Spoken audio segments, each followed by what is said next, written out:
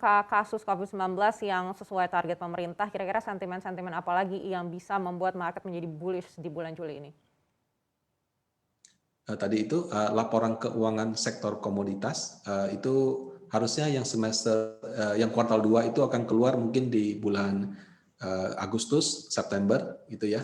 Kemudian kalau dari sisi IPO tadi kan jadwal yang sekarang beredar kan Bukalapak kalau nggak salah di Agustus. Kalau Goto mungkin masih di akhir tahun gitu.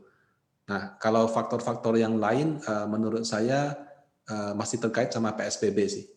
Dengan PPKM ini. Jadi kalau dilonggarkan, ya mudah-mudahan laporan keuangannya sudah keluar dan itu bisa membuat sentimen positif untuk beberapa sektor saham tertentu.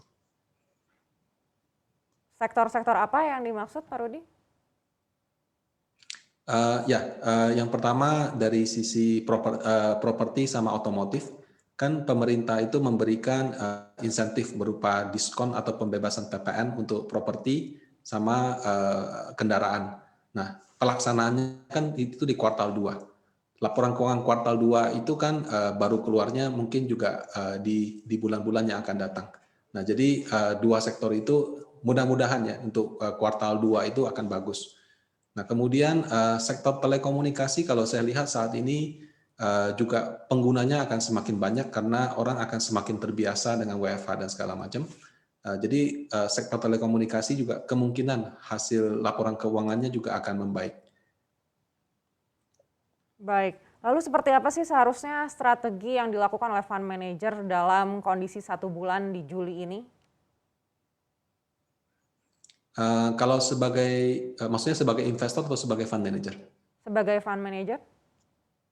Fund manager, oke. Kalau dari sisi manajer investasi, dari panen aset kami dalam posisi wait and see, tapi sampai dengan hari ini kami belum mengubah target akhir tahun, di mana kami melihat harga wajar IHSG di level 67 sampai dengan 68. Nah, kalau misalkan ada penurunan yang signifikan pada saham-saham yang kami incar, kami akan manfaatkan itu sebagai kesempatan untuk masuk ke saham tersebut pada harga yang murah. Nah, kemudian beberapa sektor yang tadi saya katakan, yang kami perkirakan laporan keuangannya akan bagus, itu kami juga menambah posisi di situ. Kemudian ditambah lagi kami juga mengantisipasi IPO-nya beberapa saham teknologi, karena kalau dia punya bobotnya besar terhadap IHSG, otomatis itu juga akan menjadi salah satu penggerak pasar sehingga manajer investasi sangat mungkin untuk ikut berpartisipasi juga. Baik, artinya untuk Panin Asset Management sendiri ini sedang mempersiapkan cash yang besar juga untuk IPO teknologi seperti itu? Posisi cash beragam sih ya, karena tergantung juga ya.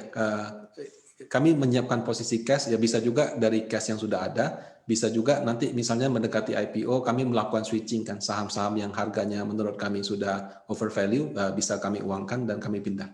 Jadi posisi cash itu sangat relatif tergantung kepada jenis reksadananya. Kalau reksadana indeks seperti itu posisi cash sangat tipis karena kita membuat kinerja sama dengan indeks. Jadi posisi cash nggak bisa terlalu banyak.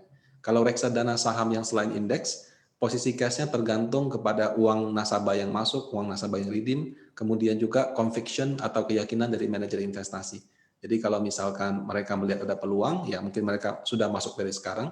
Tapi kalau mereka sedang menunggu harga turun, ya mereka mungkin masih menanti dulu. Jadi per produk memang beda-beda seperti itu. Untuk informasi lebih lengkap dan berita-berita lainnya yang terkait, klik link di deskripsi di bawah ini. Dan jangan lupa juga subscribe channel YouTube kami. Pastikan Anda juga menginstal aplikasi CNBC Indonesia yang tersedia di App Store dan Play Store.